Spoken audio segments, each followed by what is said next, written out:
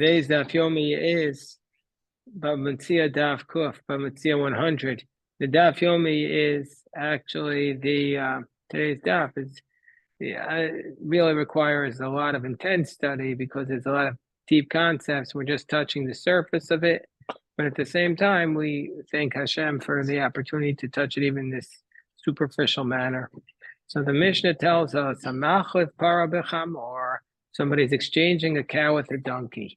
Rashi reminds us that the reason why the Mishnah sets up the scenario like this with respect to a cow and a donkey is because when you change, you can, in order to acquire, let's say you have a cow and the other person has a donkey. When the person who's trading the cow for the donkey, when he pulls on the donkey, at that moment the other person has acquired the cow, even though the cow is not there.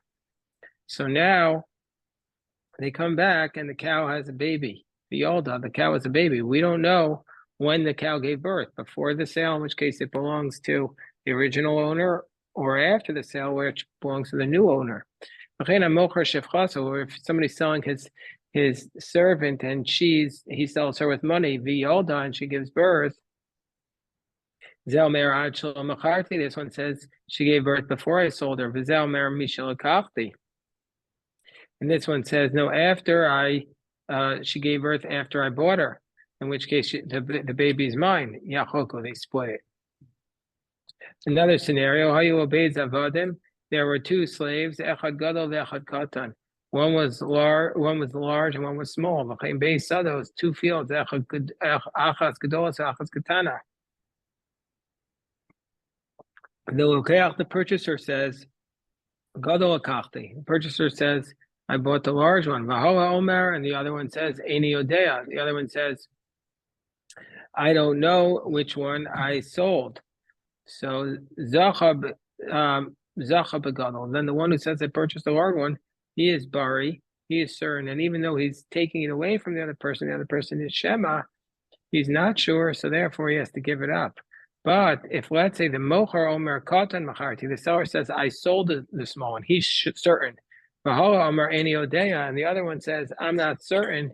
Elo ela katan. Then all he gets is the small one. Zelmer gadol v'zelmer katan. This one says it is I bought the larger, and this one says I sold the small one. So they're both certain. Ishava mochar, then the seller has taken oath shekatan mochar, that he sold the small one. And now we go to the last case. Zelmer eini yodea v'zelmer eini yodea. Both of them say they don't know which one they got. Yachoko. Then they split it. So the Gemara is going to discuss these cases.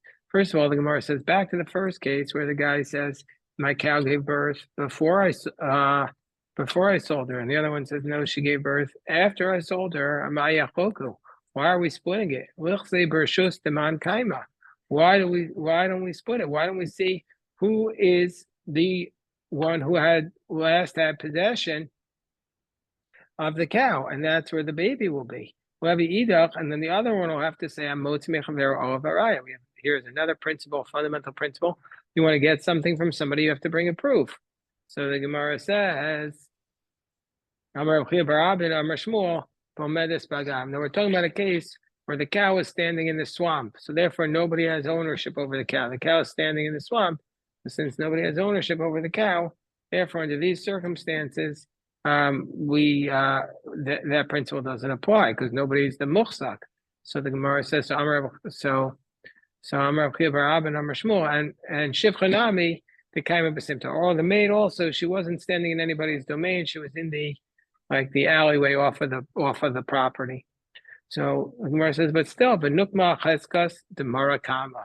Why don't we put it back into the possession of the previous owner? The marakama, whoever was the previous owner, we'll say that they're the last one to have it. And the other one will be, you have to bring a proof. Why don't we just put it back in the domain of the last person? So the Gemara says, this is the position of sumchus. Tosfos points out, for the fact that it doesn't say, okay, we'll have to say this is the position of sumchus. It means that this is actually a continuation. It's standing in the swamp. And when you're standing in the swamp under those circumstances, Sumchus says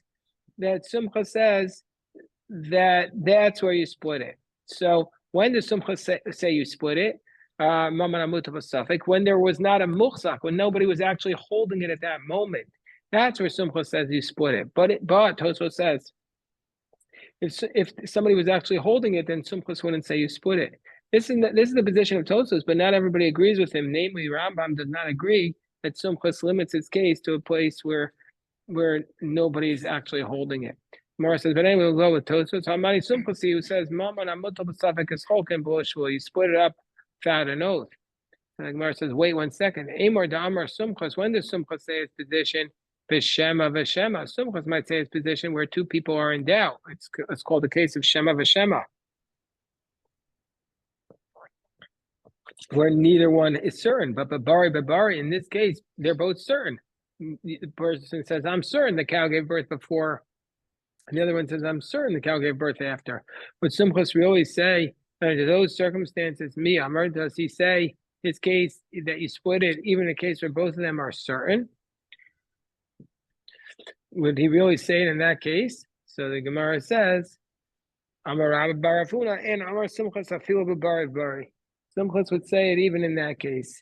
Sumchus says that even in the case of bari, he would say you split it.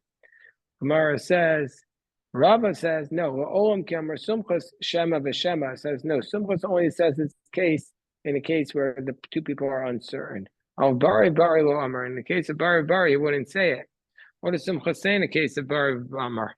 He would just say whoever is the one who's holding it gets to keep it. Vitani, and so Rava says, change the text.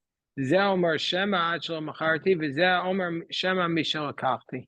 And we have to say, and change the text to read change the text of our Mishnah. This one says maybe it was born before I sold it, and the other one says maybe it was born after I bought it. So the Gemara says, wait 1 second, but let's bring a proof from our Mishnah against Rabbi Barafuna. Rabbi Barafuna says Sumcha says this case even in a case where they're both certain, but Tanan, didn't our Mishnah say? And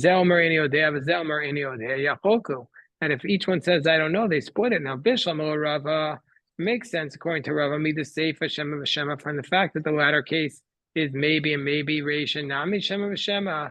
We'll say that the first case is also a case where neither one is certain. We'll see why in a moment why Rava would say that. Oh, Rabbi Barafuna Damar in Amar Sumchas Afil Bari, and this is the reason why. If according to Rabbi Barafunu says that the first that Sumchus says his position, even in a case where they're both certain, Hashta Baru Bari Amar Yachoku. If in a case where they're both certain, he says they split it. Shema v'Shema mebaye. So why would the Mishnah need to list this case at the case at the end of where neither one is certain? If in the first case where they're certain, Sumchus says to split it. For sure, in a case where they're not certain, they would split it. So why would the Mishnah need to list this last case? So the Gemara explains. No, that's not a proof. Mishum Halo area. That's no proof. Tana Seifa Luguliye Resha, because the Tana lists the latter case to reveal the former case. Shalo Tomar, so the Tana doesn't want you to say Resha Shema v'Shema. The Tana doesn't want you to read the former case as being a case of Shema v'Shema, of Bari lo, but not in case where they're both certain. So for this reason, Tana Seifa Shema we call the Resha Bari Vafilu Hachiachoku. It says in the latter case it's Shema v'Shema to say that even in the former case it's Bari, Sumchus would say you should split it. So the Gemara says, Tanan, we're trying to disprove Rabbi Barafunu, who says that Sumchus says his law that you split it even in a case where both parties' claims are certain. Zelmar Gadol, Zelmar Katan. What about the next case in the Mishnah? One says it was a large slave that I bought, and the other one says, no, I sold you a small slave. Yishava Mochar, then the seller takes an oath that it was a small slave, Shakata Machar. He takes a note that it was a small slave that he sold, and then it's okay. So this is not a case where we're splitting it. So it makes sense according to Rava, who says Sumchus doesn't say his ruling in a case of Bari v'Bari, only in a case of Shema v'Shema. That's why in this case, he just takes an oath and he gets to keep it. That's why he gets to keep it. He takes an oath and he gets to keep it. I'll see you later, Eitan. Have a great day. When does your school end? Eitan, when is your school over? Eitan. I said, when's your school over? Yeah. No. I meant for the year. All right. All righty. I'll see you. I'll see you tonight. Take care. Rav Barafuna, who says that they say is principle even in a case of Bari V'Bari Damar in Amar Simchas Afil Bari Bari Amayishav. According to Rabbi Barafuna, why is he taking an oath here?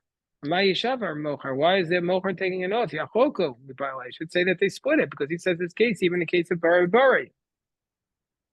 So Gemara says no. Moda Sumchas Eichad Ika Shua Daraitza. No, Sumchas would admit where in a case where the person has to take a biblical oath. Well, then under those circumstances, then you don't split it because since he's taking the biblical oath, like which is unusual language for the Gemara to say, like we're going to say later on that the Gemara is going to get into that right now that this is a case of biblical oath. Why? Because it's a case of a partial admission. He makes the case for a big slave. He says, "You want me a big slave?" He says, "No, I want you a small slave." And Rashi is going to say, as the Gemara is going to discuss, why is this a partial admission? And we're going to say that basically there's other limitations. I thought you don't take an oath about slaves. Why are you taking an oath here? I thought this is what we're going to see in a moment. Isn't this a case of Halach, where again an oath doesn't apply? We'll see what that means in a moment. And isn't this a case where he's making a claim for one thing, he's admitting something else? But regardless, as we'll see in a moment, but Rabbi Ravuna would say that since this is a biblical oath, and we'll see why it is, therefore you don't split it. And Sumcha says under those circumstances, you take an oath, and the person takes the oath says, "I don't have to pay you anymore. I give you what I want." So we'll see what. So we'll see what that is in a moment. So who's taking the oath? The buyer? The seller's taking the oath that I sold him the small one. Because he has this, the one who wants to get it is making the claim for the larger one. No, all the shvuos in the Torah are oaths that you as a general rule, you take an oath and you don't pay. In a couple of instances, you take the oath and you get money, but that's where the other person can't take an oath for whatever reason. No, here he takes an oath and he's exempt. The seller takes an oath and he says, just take the small one, not the big one. No, the person gave him the money. The buyer gave him the money. And now he's saying, I want my big slave. And he says, no, I'm only giving you the small one. So now the Gemara says, let's go back to our Mishnah. Our Mishnah says, if you have two slaves, one is large and one is small, and the seller says, I sold you the small one. And the buyer says, no, I paid you for the big one. The seller takes an oath, and then he only has to give him the small one, not the big one. Amayi Shava. So we had just said this is a biblical oath, because generally speaking, what's a biblical oath? There are three oaths that are biblical from the Torah. What are the three oaths that are biblical from the Torah? Shvua Sa'edus. This is a oath about your testimony. Shvua Sashomrim, an oath about a watchman, and all that I was not negligent, and also a partial admission. If I make a claim for you for $100, you say I only owe you 50. That's called a partial admission. So that's what this case is. That he's making a partial admission, therefore he takes the oath. So it says the Gemara, Ma Yeshava, why is he taking the oath? Masha Tanulo Hodolo, Masha Hodolo Tanulo. So he says, why is he taking the oath? That which he claimed. This is not a case of a moda b'miktas. He's making a claim for a large slave, and he says, no, I owe you a small slave. I owe you this small one. You want that slave over there. He's Andre the Giant. But he says, no, I'm going to give you, Pee Wee Herman. So that's a much smaller guy. It's a totally different thing. Second question. V'od helachu. And we learned earlier in our tractate, in the case of helach, the moda b'miktas doesn't apply. What's the case of helach? Where normally speaking, if you make a partial admission, he says you owe me 100 barrels of wheat, and he says I only owe you 50. Then under those cases, you have to take an oath. But if he says I owe you 50, and here's the 50 right away, that's called helech. And then on the case of helech, we say there's a position that says you don't take an oath there, and so there's the case of helech because he's saying here's a small oath. And furthermore, in general, we say you don't even take an oath about avadim. Avadim are slaves, that they're not subject to taking an oath over them. So these three reasons, why is he taking an oath? So we're going to have several answers to this question. First answer is Rav. Rav says, Betonu Demei. Demei Avid Gadol, Demei Avid Katan. Demei Sada Gadol, Demei Sada Katana. Rav says, You're not asking him for the actual money, for the actual slave. You're saying you owe me the money, the value of a large slave. And the guy says, no, I only owe you the value of a small slave. So there was just a straight out dispute about money. The value of a large field versus a small field. So it's a straight out dispute about money. Of course, it's problematic because our Mishnah doesn't say money. The Mishnah says we're talking about slaves or fields. So the Mishnah, but that's Rav's answer, and that solves all these questions. He says, I owe you this amount of money. It's not a case of different aspect. It's not a case of Halech, and it's not a case of slaves. Shmuel gives a different answer. Betono ksus eved gadol, ksus eved katan. Omri sade gadola, omri sade katana. Shmuel's answer is that we're talking about a case where you're not making the claim for the slave or the field. You're making the claim for the reason the field is also problematic. You can't take an oath on real estate. You're not making the field. You're not making the claim for the slave. You're making the claim for the clothing of a slave, the clothing of a large slave, and he says, no, I sold you the clothing of a small slave. And the bundles of wheat that are on a big field versus the bundles of wheat that are in a small field. So that's also a case of partial admission. We do have the problem of Halech there, but we'll see how we address that. It says, so why is this not Halech in the case of the bundles? The Gemara is going to address why it's not Halech in the case of the slave. But why is it not Halech in the case of the bundles? Because we're talking about a case, this is what the Ma'ayane Chachma says, that we're talking about a case where the crops rotted or got ruined. And so therefore he can't return the crops. So the Gemara says on the top of 100b, 1 second, how can you say he's asking him for the clothing of a large slave and he says, I'll give you the clothing of a small slave? It's a totally different object. Top of 100b, we have that same problem we had before. Ksus, Masha Tanu, Hodolo, Masha Hodolo Tanu. That which he makes a claim for, he's not giving him. And that which he gives him, he didn't make a claim for. So it's not a pure case of a partial admission. Mara says, no, like we said, like Rav Papa said, Kedamar Rav Papa, like Rav Papa said in another context, b'di yalfi, and Achanami b'di yalfi. What we're talking about here is a case of a yalfi. They had this very large garment and it was all connected. And he said, I bought 100 inches of that garment. And he said, no, I only saw do 50 inches of that garment. So that's the dispute. So the Gemara says, so we have an answer of Rav and we have an answer of Shmuel. Rabbi Shai was bothered by their answers. Rav's answer is we're talking about the value of the objects. And Shmuel's answer was talking about the clothing on the object or the bundles of wheat in the field. Rabbi Shai says, Midiksus Katani, doesn't say clothing, it says Eved Katani. Our Mishnah doesn't say clothing, it says an Eved. So he rejects their answers. He rejects Rav's answer for sure, and he also even rejects Shmuel's answer. Elam Rabbi Shai could go in Shetanu Eved Biksuso. So he says, no, you owe me the large slave with his clothing.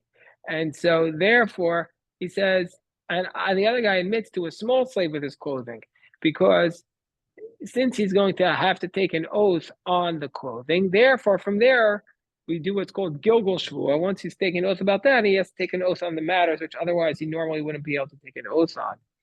So the Gemara says, but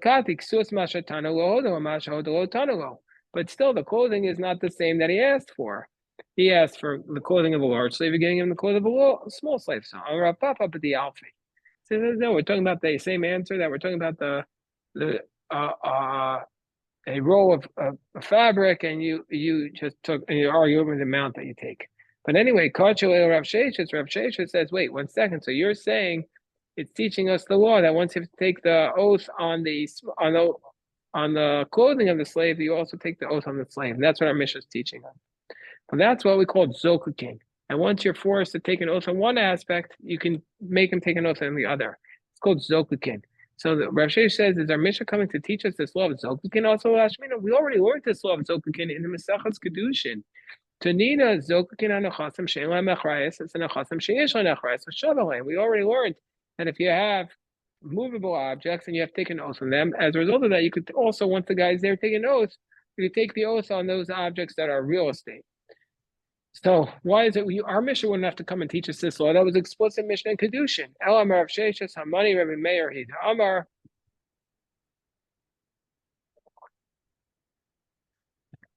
Avda Kamatalto and Dummy. So he says, so Rav Sheshes says, okay, we're going to answer the three questions. Again, what were the three questions that we start off this sugya with?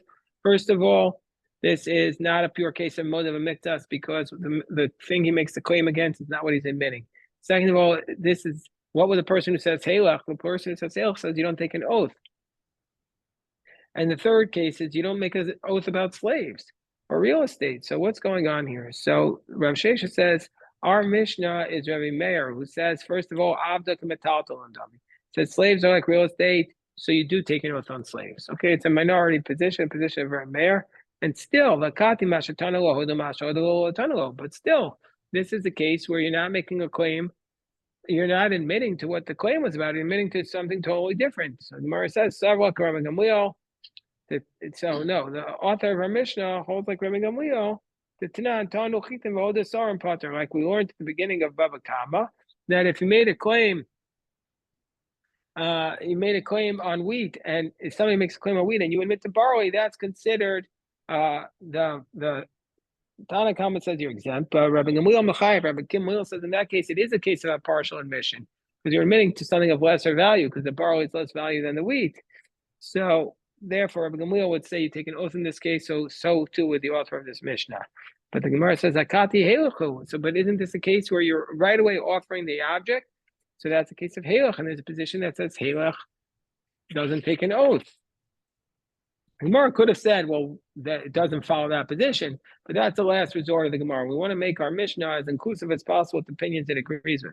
So Amarava, Avda, the Kata Uyade, no, it's a case where you can't return the slave, you can't return the field because the field was diminished, and it's the slave was diminished and the field was diminished. And so there, the slave had his hand chopped off, and the field had some problems. So therefore, that's what we're talking about. So again, how do we solve this problem? The Gemara says it's Rabbi Meir, and Rav Sheish says the position of Rabbi Meir, and Rabbi Meir's position is that slaves are like real estate. You do take an oath, and Rabbi Meir must be of the position that if you make a claim about wheat and you admit to barley, you take an oath. Rabbi Meir must be of the position that he says that in this case the slave is diminished. So the Gemara says, but wait, let's go back to this case. Does Rabbi Meir really say that if you make a claim for wheat and he admits to barley, you take an oath? But didn't we learn the opposite that Rabbi Meir said? We learned in the Mishnah at the end of Bava Kama, Gazal, Behema Veskina, Avadim Veskina, that if you steal slaves and if you steal an animal and it grows old, or slaves and they grow old, Misham Kashat Sakdeo, you pay from the moment that they were stolen, meaning to say that right away, once you steal them, it doesn't matter that they get old because you couldn't really be capable of stealing them. So you didn't do anything to take them into your possession because you didn't actually steal them. It's impossible to steal them. They're still considered in the owner's possession the whole time. Whereas Rameir Omer Bavadim Omer Lo Arechel Chalafanecha, Rameir says by slaves, just the opposite. That Rabbi Meir is the one who says that you pay exactly what they were worth at the time you took them because you're not capable of stealing anything.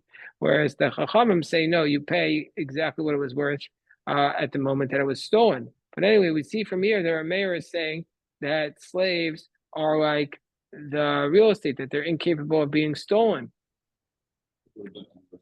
Hold on 1 second. The Kaimam Babakama Karka Einan Exelis. Kol Makom Shehi Bereshus. I'm reading Rashi. Rashi says that we say in Bava Kama that land can't be stolen in any place where you take it. It's in the domain of its owner, and a slave is like real estate, and so therefore it can't be stolen to be acquired, and so therefore the slave is exactly like real estate. So just like you can't take an oath about real estate, so too you can't take an oath about the slave, and so we see from here, Meir says that slaves are comparable to real estate and not to movables. Yeah, the question, Jeff? What about adverse possession? sit on real estate for 2 years. That's a different case. Well, that you still can't take it unless the other person doesn't have proof. But if you person sees you taking it, sitting there and doesn't say anything, we assume that he waived his rights. So the Gemara says anyway. How can you say Rameir says that slaves you take an oath on them like movables when we just said from here slaves are like real estate? So the Gemara says, hello, Kasha. That's not difficult. No, you switch the positions. But Tani Rameir says, Meir says you pay the slaves like at the moment it was stolen, meaning to say like the real estate. Chamim say you can just return the slave because you can't actually steal it. So the Gemara says, wait, but how does Rabbi Meir know that we compare real estate to a slave? So the Gemara says, but so basically, how does Rav Sheshis know that the slaves and the real estate have the same law? Ma eved nishban afkarka nishban delma eved hu nishban avkarka lo. So how do we know that he's saying that just like you swear about the slave, you'll swear about the real estate? But maybe he swears about the slave, but not on the real estate. So how does it say in our mission that you also take an oath about the slaves? So the Gemara says, lo sakadaitach. So why did Saint Mishnah also take us oath about the fields? How do we know that just because he says you take an oath about the slaves, you're also going to take an oath about the field? Or says no, don't assume that.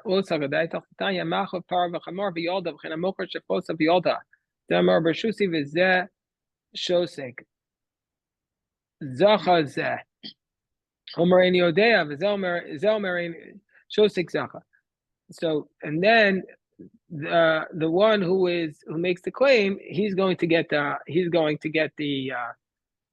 fetus in that case. But in the second case, Zelmer Yachoku. Zelmer Bershusi Shava Mochash Bersuso Yalda. And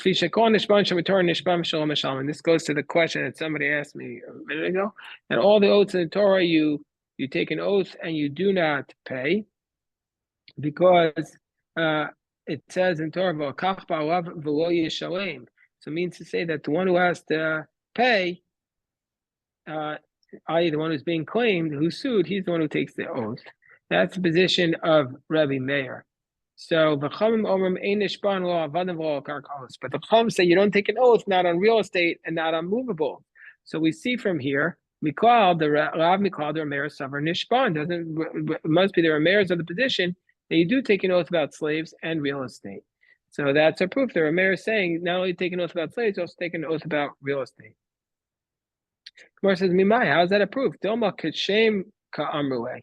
Just maybe like the Chachamim are saying to Rabbi Meir, Kashem, just like you admit to us that you take an oath, that you don't take an oath on real estate, all the way Nami Bavadim, admit to us also you don't take an oath about slaves. And Tayden, I'll prove to you that Rameir says you don't take, even though he says you take an oath about slaves, he wouldn't say you don't take it, you take an oath on real estate. Now, as we learned to the Mishnah, Rameir Omer, Yesh Tvarim Shehin Kikarka, Ve'enan Kikarka. Rameir says there are some things that are like real estate, that they're connected to the ground, but we don't view them as real estate, but we view them as movables. And the Chachamim don't agree. What's connected to the ground, but yet we still view it as a movable object?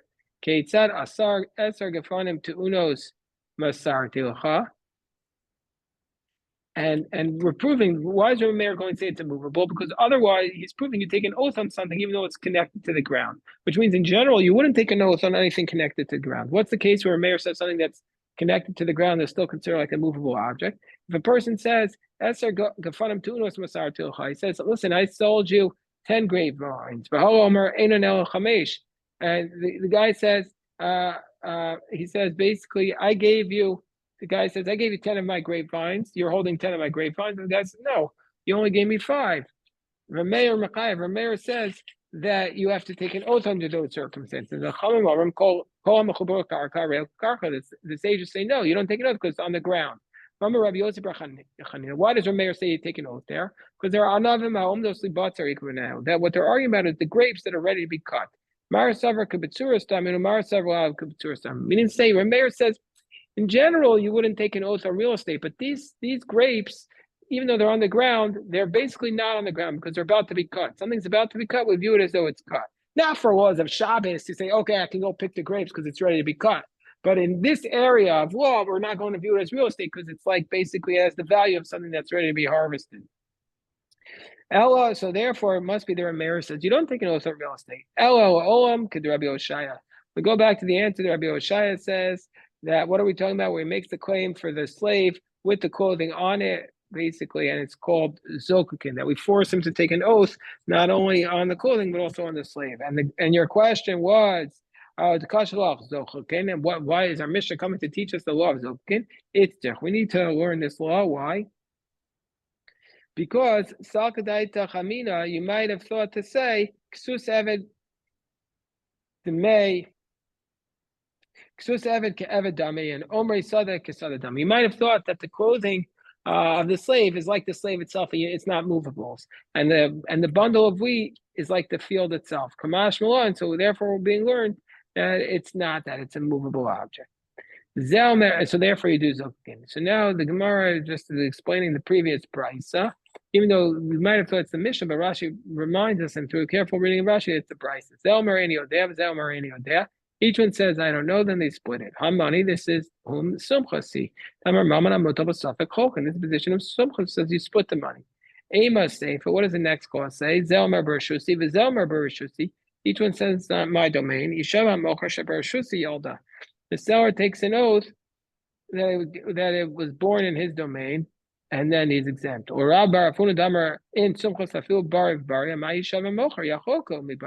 According to Rabbi Rafunu, he says in a case of certainty, you would split it. Then why in this case does our Mishnah say the seller doesn't have to pay anything, he just takes an oath? So he says, there's no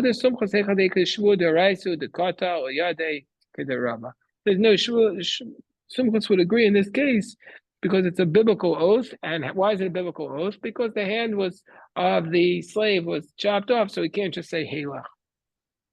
Okay, obviously we did that way too quickly, but there's a lot to go there. But let's just do the next Mishnah. So somebody sells an olive tree for its wood. He sells the olive tree for its wood. Now this is a problem.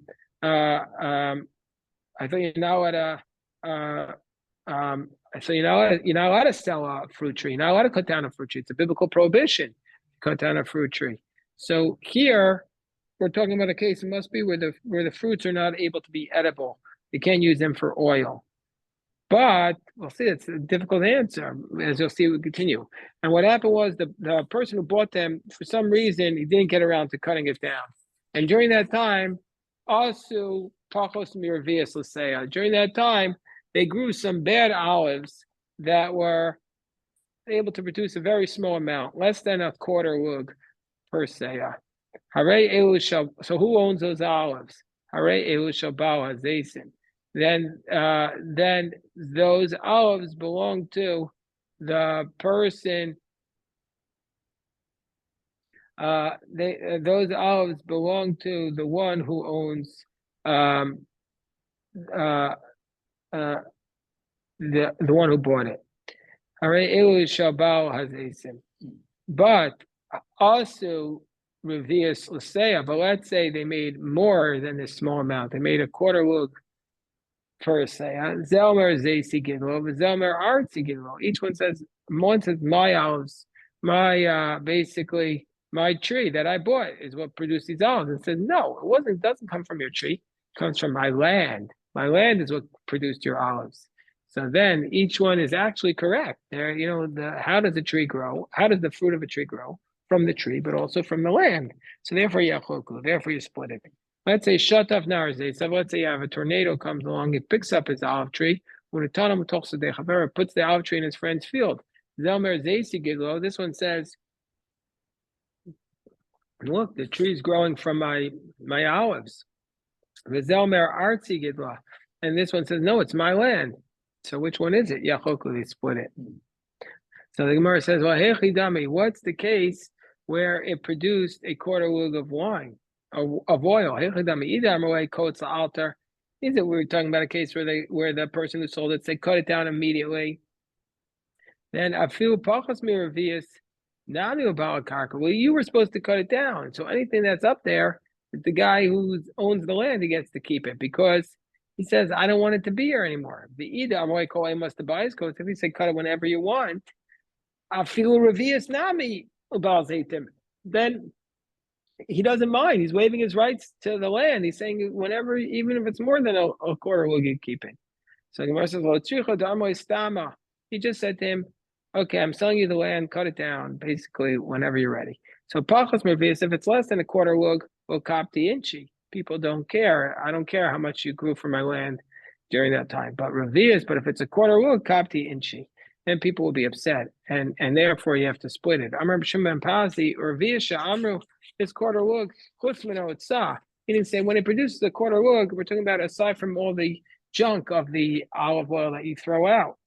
So that's what we're referring to. Okay, we'll stop the recording here. Stop the recording. We say, of course,